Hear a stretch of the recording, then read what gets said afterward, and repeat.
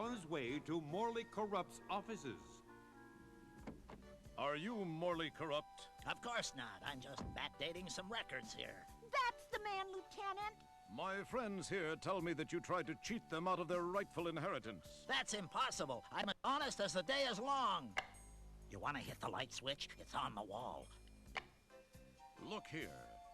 Did you tell them that 1/2 plus 1/4 equals 2/6?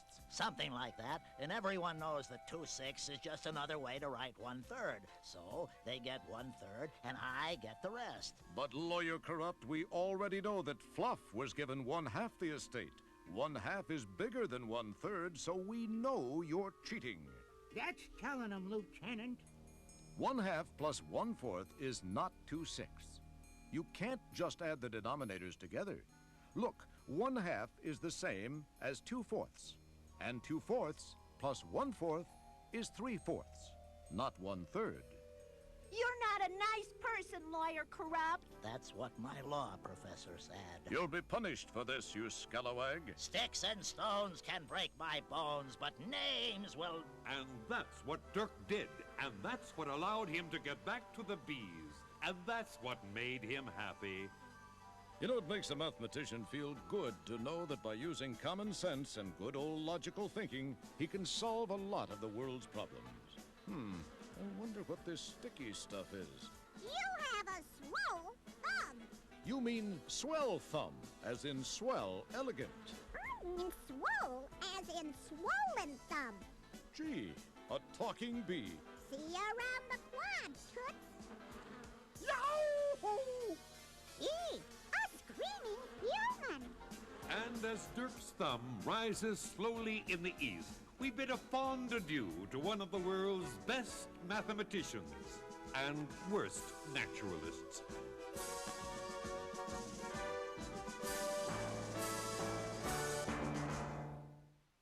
Fred on your head. Hi, I'm Gilbert. I'm the host of the show. I'd like to give a shout out to my friends in I-71 and my class 8E. I'd like to give a shout out to my best cousin, friend, as I call him cousin because he's my best friend. Name is Ruben Estrella, my sister Jahira, and my mom, Linda, and my father, Gilbert. Now check this out. The story you are about to see is a fib, but it's short. The names are made up, but the problems are real. It was Tuesday, 6:43 p.m., and not a trace of smog in the air. We were miles north of Los Angeles, California zip code 91603. I was working the day watch out of MathNet. My partner is George Bowlegs Frankly. Our friend is Bronco Guillermo Gomez. My name is Monday. I'm a mathematician. We've been working and working hard on several mathematical problems which we hoped would bring us closer to a fortune in gold.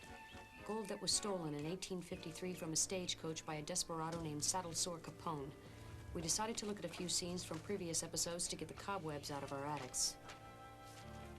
And this is a copy of the map I made. Where did the original map come from, Bronco? It was found on Salazar Capone when he died. The map is in the library, and I've been studying up on the subject a lot, and I copied it there. This doesn't look like a treasure map to me. I mean, treasure maps always have an X where the treasure is buried. You know, X marks the spot. Bronco pointed out that thousands of people had looked for the treasure using part of a map, and no one had found it. I kinda stumbled on it. Look what happens when you see the reflection in this thermos. It reflects, so what? Watch what happens when I put it on the map, right here. I'll be doggone. Dig here. Oh, dig here. That was enough to interest me and George, and we made our way to Mulch Gulch to look for stolen gold. Dijon Moutard, a librarian, warned us about an old desert rat in the area. A foxy old desert person named Rommel. Scruffy Rommel. And? Just be careful, that's all. Be real careful. And we found him. A harmless old fellow named Scruffy who helped us continue our search. We found the treasure! Yahoo! $90,000! I wouldn't have believed it if I hadn't seen it with my own desert rat eyes. Open it up, Pard.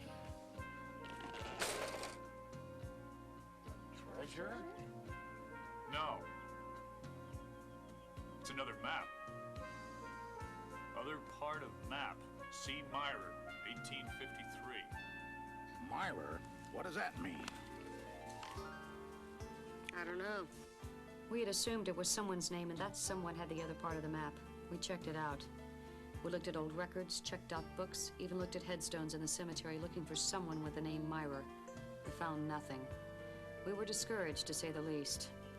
We're right back where we started. I ain't. You ain't? I mean, you aren't?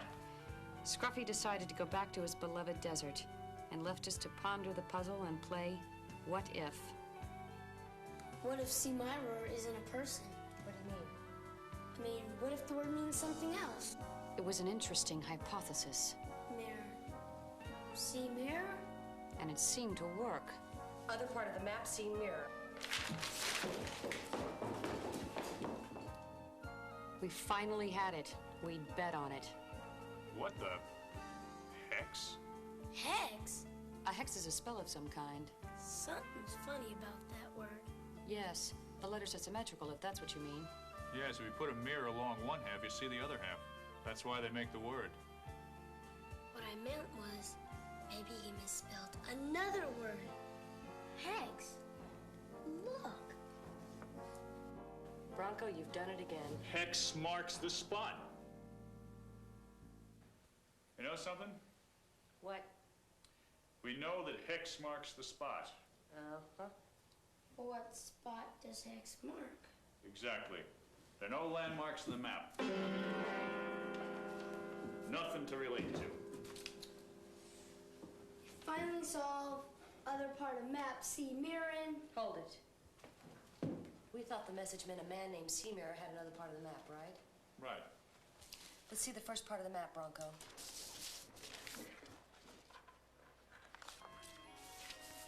They match. This is the other part of the map. We know that this triangle is to scale. Let's assume this one is too.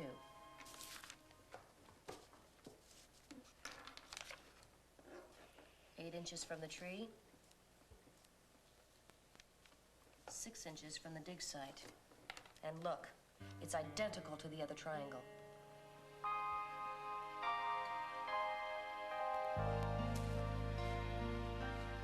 Using triangulation again, we discovered where hex marked the spot.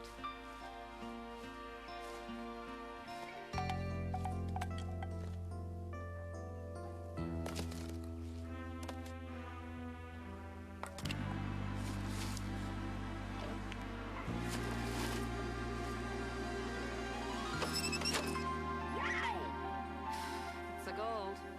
That isn't it lovely? And Bronco, I guess the gold is yours. No strings? No strings. What are you gonna do with it? You're gonna give it to me. Did you say something, Kate? No, but... Up with your hands. Stick 'em up. Mr. Mutard? Shh! What are you doing here? Coming to claim what's my own. Now, all of you, up with your hands in the air. Just a minute, Mr. Mutard. That gold isn't yours. It is now. I've been looking for it my whole life. Saddle Sore Capone was my great-grandfather on my mother's side, and that gold belongs to me. But Saddle Sore Capone stole that gold. It wasn't his to begin with. Oh, don't be a nitpicker, Miss Monday. Now, all of you down on your tummies. I'm gonna tie you up.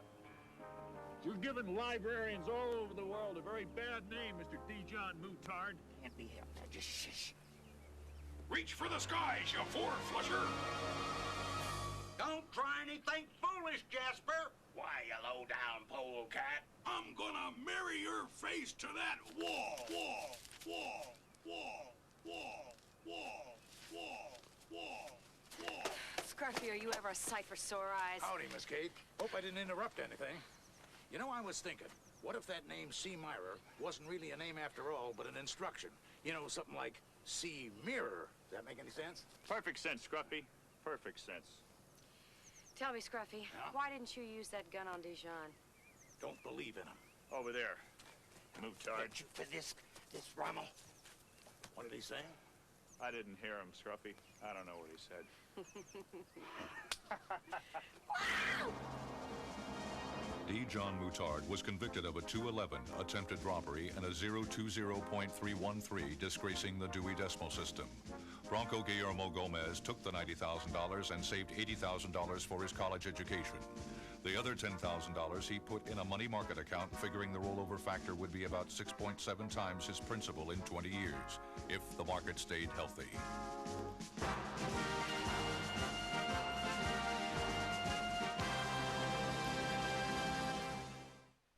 Here's your host. This is the end of the show, Gilbert, and since you've been such a great host,